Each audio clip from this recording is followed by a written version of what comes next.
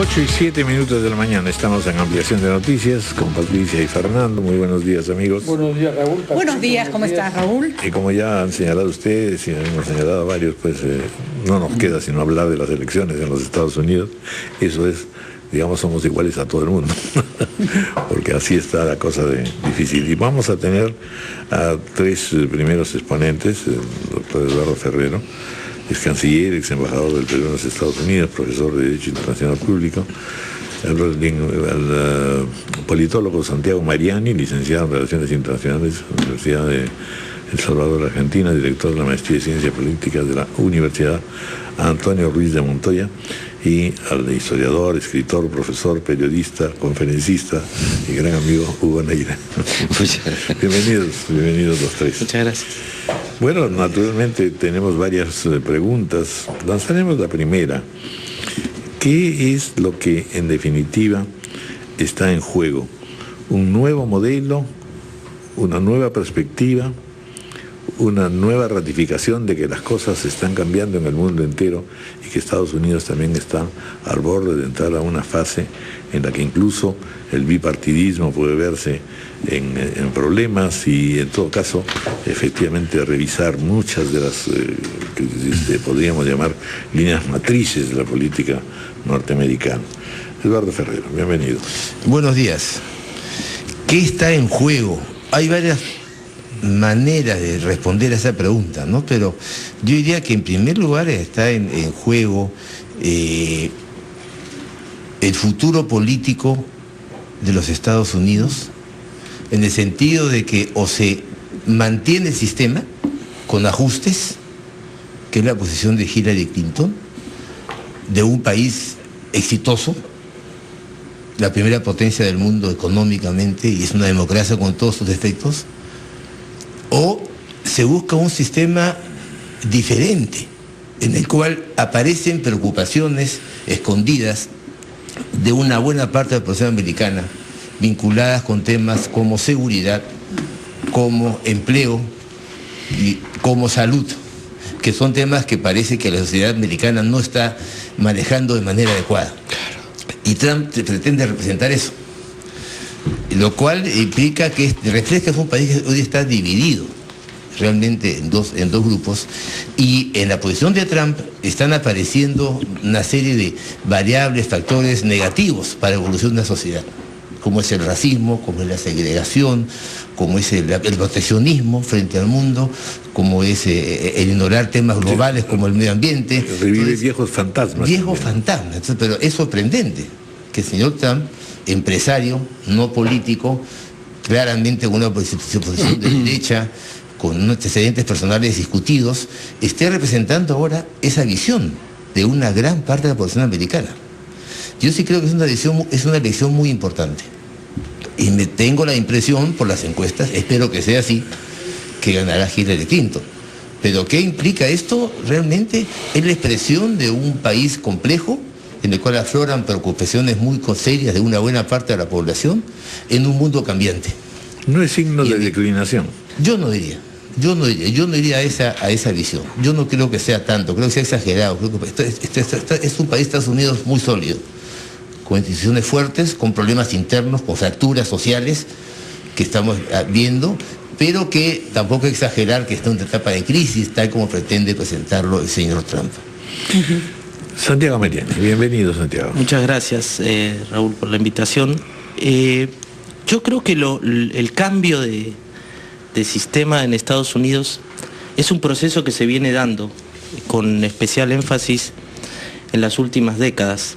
Y eso básicamente fruto de las decisiones políticas que se han ido tomando a lo largo de las distintas administraciones, tanto republicanas como demócratas. Y yo creo que el cambio de época que ha venido dándose o gestándose en Estados Unidos es una sociedad donde las bases en las cuales la habían construido quienes habían pensado este experimento republicano empezaron a cambiar radicalmente.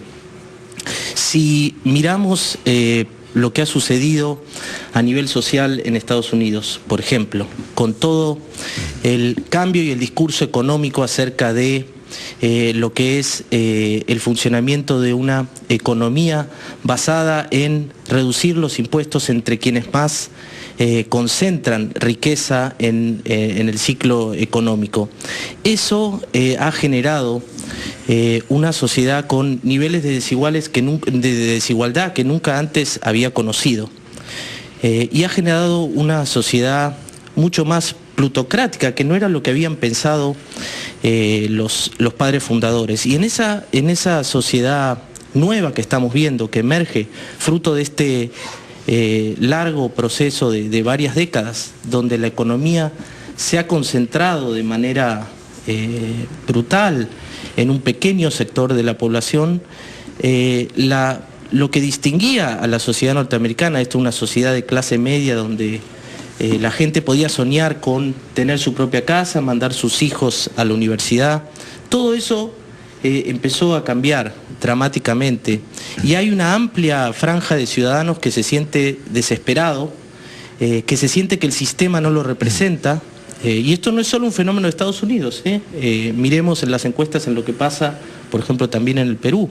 En Estados Unidos el apoyo al Congreso ronda nada menos que el 10%, es decir, una pequeña parte de la población confía y se siente representada en que quienes están ahí, porque ejercer la representación es hacerse presente en nombre de, para ejercer un mandato, supuestamente trabajando para el bien común. La gran mayoría hoy de norteamericanos sienten que estos señores gobiernan para, vaya a saber quién, ciertos intereses que no los representan, y eso abre, digamos, o genera el caldo de cultivo para que venga alguien y diga, el sistema no va más, el sistema está corrupto, estas personas que los arruinaron yo los conozco y yo a ustedes los voy a sacar de esta situación, y les promete respuestas efectistas, fáciles frente a un mundo que es complejo y donde no hay respuestas simples. Sí. Me gustaría una precisión. La contraposición en este estado plutocrático en que ya el beneficio no es para todos, no es versus una minoría que ha logrado tener mucho y una mayoría que tiene poco, porque Trump representa justamente a esta minoría que le ha ido súper bien en este país supuestamente en crisis. ¿Qué pasa con la visión del mismo país que tiene un blanco, tradicional, el típico votante de Trump, versus un latino que llegó con una mano atrás y otra adelante y de pronto ha conseguido lo mismo que su vecino, pero para él eso son enormes mejoras en sus condiciones de vida? ¿Cuál es la percepción del mismo país que tienen estos dos ciudadanos tan distintos? Bueno, estos ciudadanos que tienen dos países distintos, el que se siente afectado por este país donde están viniendo los inmigrantes, me imagino que debe ser difícil procesar primero tener un presidente negro y ahora tener una presidenta mujer en un país donde justamente Trump está planteando absolutamente lo contrario. No queremos mayor diversidad, no queremos avanzar en derechos, tenemos que retroceder frente a lo que es una suerte de amenaza para que lo que conocemos como un sistema que a nosotros nos dio una cierta prosperidad, y esta gente que siente esa amenaza, especialmente los blancos de clase media, que son la clase trabajadora que con el proceso de globalización ha visto que la competencia de otros países ha precarizado sus salarios, su situación, su estabilidad.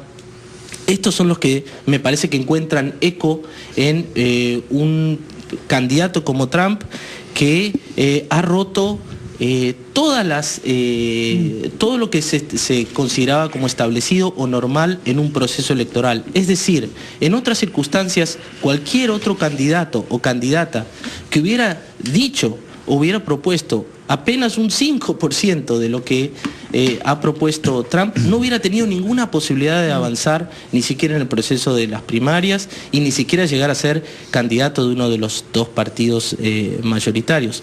Por lo tanto, creo que el fenómeno Trump y cómo rompe, digamos, lo que se establecía como los parámetros normales, está expresando este profundo descontexto, esta profunda desconexión que hay entre la ciudadanía y el sistema político. De acuerdo.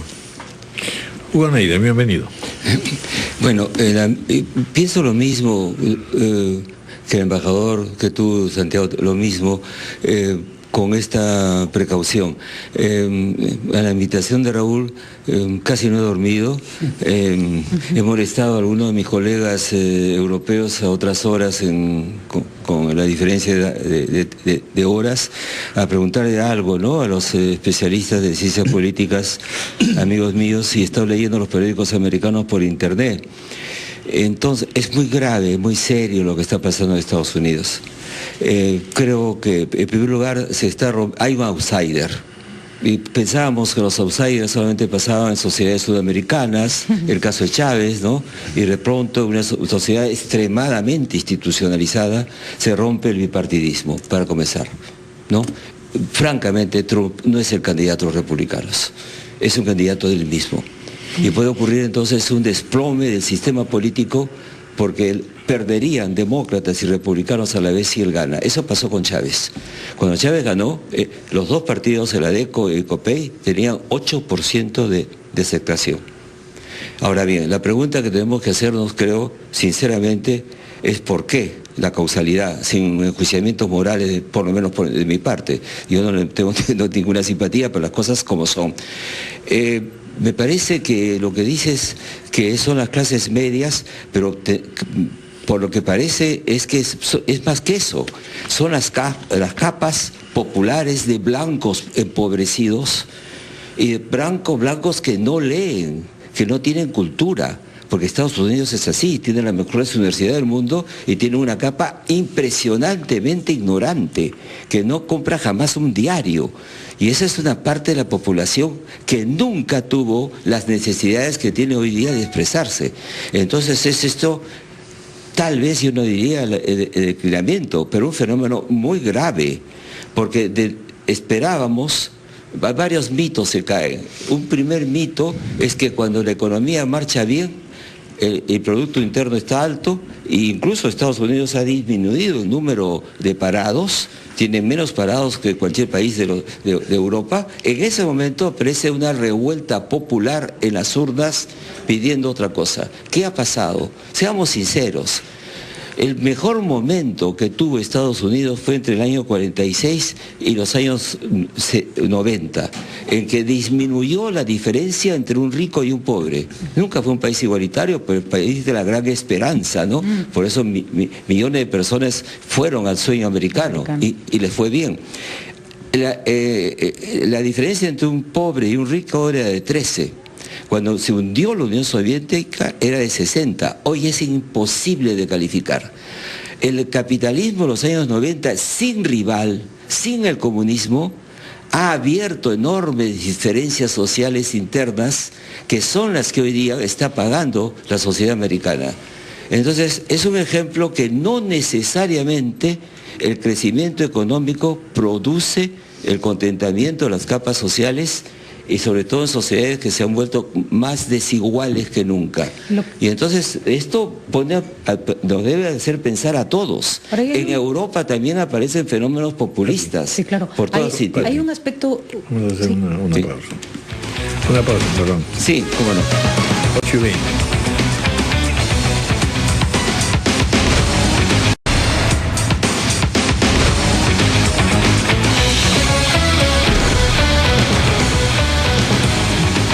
Sí, una acotación que querías hacer. Sí, quería comentar con Hugo Neira, que estaba explicando esta votante clase media baja o deprimido económicamente, que no consume política, que no consume diarios formales, pero sí consume mucho espectáculo. Y Donald Trump, curiosamente, siendo un millonario, un hombre de empresa, también es un hombre que se volvió popular en los programas de televisión de concurso. Los medios. El poder de los medios, pero en un sentido no político del término, sí, ¿no? Parece un candidato latinoamericano. Sí, claro. ¿No? Se puede llegar lejos por ahí. Es una situación de crisis. Eso es lo que está pasando. Sorprendentemente, ¿no?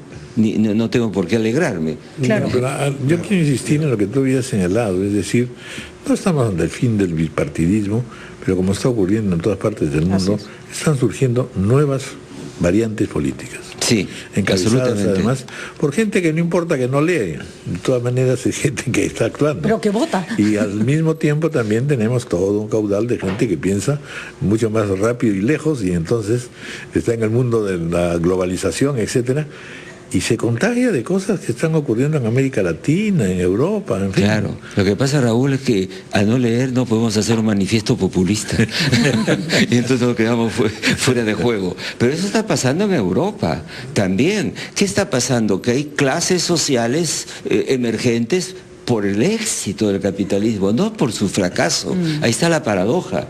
Más gentes que acceden a los medios, al automóvil, y ya no es el proletariado pobretón, inculto, no, y que no están en la política. Es una corriente anti-establishment por todo sitio. Es muy grave, porque las democracias siempre se han hecho, que eso llamó Dalt, llamó las polarquías, grupos políticos de élite que eran apoyados por el pueblo. ¿Cómo vamos a gobernar millones de personas si el pueblo no confía que esos son sus representantes? Es una crisis grave. En particular al embajador Costa, porque es el que más tiempo ha vivido en los Estados Unidos. Estas elecciones, Ferrero Costa, estas elecciones están llevándose a cabo en un clima de caída de la credibilidad de las instituciones en general. Eso nos recuerda lo que pasa en nuestro país. No solo los políticos y los partidos, también el Congreso, también el Poder Judicial y también la Fuerza Armada, que ha sido una de las instituciones tutelares de los Estados Unidos, porque antes de ser primera potencia económica han sido primera potencia mundial. Recordemos que es el único país que ha disparado bombas nucleares, ¿no es cierto? Y que ha ganado las dos guerras mundiales. La pregunta entonces es esta: ¿qué influencia sobre esta falta de credibilidad tienen las guerras fallidas lanzadas por George Bush en el Medio Oriente sobre la base de mentiras hechas por varias agencias de la inteligencia norteamericana? ¿Cuánto impacto hay para la población descubrir que su Fuerza Armada torturaba, tenía prisiones como la de Abu Ghraib, crea una prisión ilegal como la de Guantánamo que no ha podido desmontar Obama? Es decir, la pregunta es: ¿cuál es la relación entre los fracasos de su Fuerza Armada y la situación de descredibilización de sus instituciones en general? Bueno, ese es parte del problema profundo, ¿no? Efectivamente, hay una frustración en la población americana ahora que también se extiende a las Fuerzas Armadas, lo que va contra lo que era en el pasado. Las Fuerzas Armadas de Estados Unidos han sido siempre muy respetadas por la población, ha sido un ícono. Cada día hay 3 suicidios de veteranos en los Estados Unidos. El 11 de septiembre es un quiebre en la visión del americano sobre su seguridad interna y seguridad externa. Y es un fracaso del trabajo de las Fuerzas Armadas. Justamente los casos que hemos puesto. La guerra del Golfo, en base a criterios que no eran ciertos, a información que no era cierta, de lo cual después se entera la población, y todas las instituciones americanas en todas esas zonas del mundo, en Afganistán, en Irak. ¿Y el resultado cuál es? El americano se siente hoy día más inseguro que antes. Hay más terroristas y ahora ya localizados en cualquier lugar de Estados Unidos. Y por lo tanto las Fuerzas Armadas están perdiendo legitimidad y confianza en la población americana.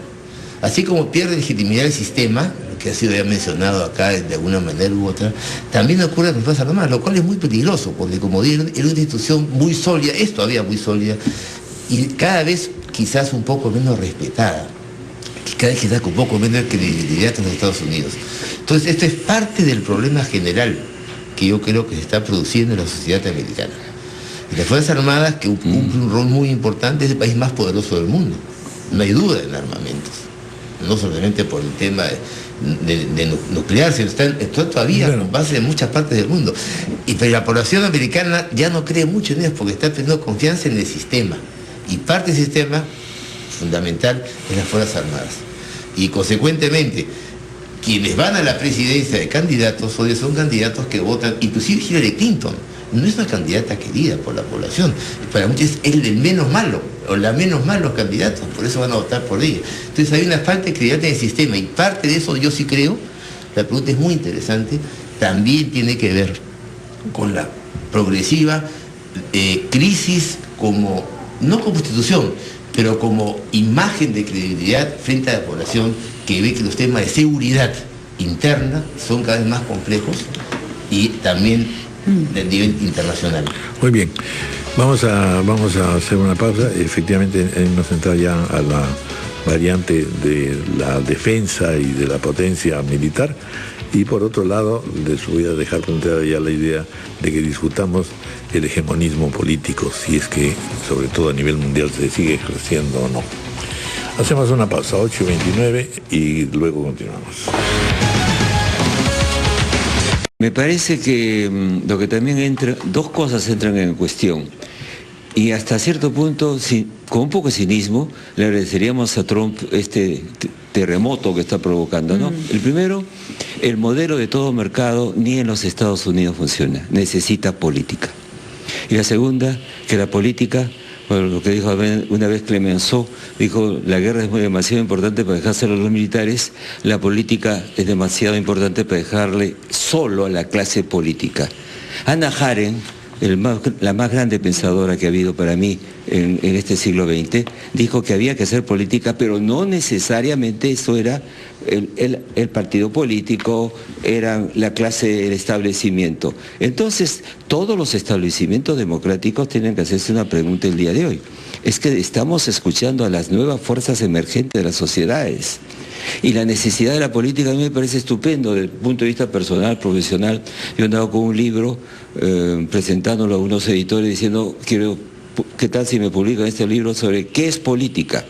Bueno, pues después de Trump nos vamos a dar cuenta que sí es un tema importante. Regresa a la política con toda la importancia que tiene, porque toda una nación, una gran nación, una civilización se cuestiona cuando aparece un personaje emergente que no fue previsto. Porque las demandas populares tienen otro lenguaje, como estábamos conversando, otras maneras, y además la gente quiere intervenir. Raúl, ¿qué tal si reunimos un poco la idea de los griegos, que un porcentaje de representantes sean elegidos por sorteo, además de lo de partidos? No es mala idea. El albur. ¿Ah? El ¿Sí? albur. Con una bola y ya la gente tiene nivel. Es una cuestión de ser político de sentido común, nada más. Los técnicos ayudarían. En línea con lo que están planteando los colegas, es cierto que Estados Unidos es un país que tiene una fortaleza institucional, pero el peligro que encarna Trump, a mi humilde criterio, es que él puede implosionar desde adentro, desde el poder, el sistema. Eso lo advirtieron, volviendo a los padres fundadores. Madison, que es el padre de la Constitución, dijo, miren, por más instituciones fuertes que nos demos, vamos a depender de los hombres. Es decir, la advertencia de él es, puede venir un Trump o puede venir un Bush y hacer lo que finalmente quiere, con los límites obviamente que puede encontrar, pero puede empujar esos límites a niveles peligrosos. Benjamin Franklin dijo lo mismo, señora, cuando le preguntaron en medio de la Convención de Filadelfia, ¿qué va a hacer este país? Le dijeron, le vamos a dar una república si es que ustedes pueden mantenerla, fue la advertencia de él. Es decir, y los peruanos saben de esto porque desde el poder y un candidato elegido, como fue Fujimori, desestructuró el sistema y lo llevó a niveles de lo que se considera en ciencia política como un régimen autoritario. Y es por eso que después, fruto de esa experiencia, los peruanos impulsaron el instrumento de la Carta Democrática Interamericana, que claramente dice que la democracia no es solo que alguien tenga legitimidad de origen, sino que hay que gobernar democráticamente, es decir, respetando y fortaleciendo las instituciones. Y Trump, me parece, que justamente expresa lo contrario, en este desapego y esta desconexión que hay entre la ciudadanía y un señor que les dice, yo voy a arreglar este sistema, no dice cómo lo va a arreglar, él dice que lo va a arreglar. Y una persona que se viene presentando como Trump en los medios de comunicación como alguien llano, que habla sin filtro, que a la gente le dice lo que quiere y la gente expresa eso, la gente está probablemente haciendo esta asociación de por fin va a venir un hombre y a estos politiqueros que no los necesitamos más, les va a cantar sus verdades, va a arreglar el sistema y nos va a traer las soluciones, cosa que yo creo que no va a suceder, pero me parece que ahí hay un peligro. Si bien se necesita la política, también la política puede tener sus desbordes y Trump representa probablemente este peligro. Una cosita nomás, Raúl, sí, una cosita. El tiempo nos está ganando, pero... Eso le llamamos en ciencias políticas cesarismo. Y eso es grave, gravísimo, siempre. Raúl, un tema que ha pasado desapercibido, porque la atención está en Trump y en Hillary Clinton, que es lo principal, por supuesto, de una elección presidencial, es el tema del Congreso americano. Acá se van a elegir nuevamente, cada 2 años, a todos los representantes del Congreso, de la Cámara de Representantes, 436 más o menos. Y se va a elegir a 1/3 del Senado. En Estados Unidos hay un juego de poderes, del check and balance famoso, entre el Ejecutivo y el Legislativo. Entonces, por lo tanto, un análisis de cómo se maneja políticamente Estados Unidos, hay que tener en cuenta la variable del Congreso. Hoy día, por ejemplo, Barack Obama no ha podido llevar adelante varias reformas. Bueno, nadie es omnímodo. Así es. Pero claro, sí puede ser enteramente desestabilizador. Puede ser estabilizador, puede ser complicar el sistema, pero es un tema sólido que tiene un Congreso que también tiene una fuerza política importante y hay que ver cómo resultará si esta vez los demócratas van a poder recuperar mayoría que no la tiene hoy día ni en la Cámara de Representantes ni en el Senado. Bueno, lamentablemente el tiempo nos gana y tenemos que ya despedirlos y agradecerles, pero tengo que hacer mención, por supuesto, sobre el tema sobre el cual vamos a discutir y conversar con Hugo Neira, la presentación de su libro El mundo mesoamericano y el mundo andino.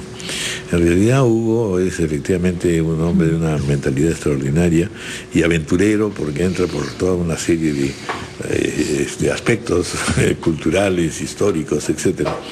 Pero en este caso, en realidad ha hecho dos planteamientos que me parecen fundamentales y que serán materia de una futura conversación.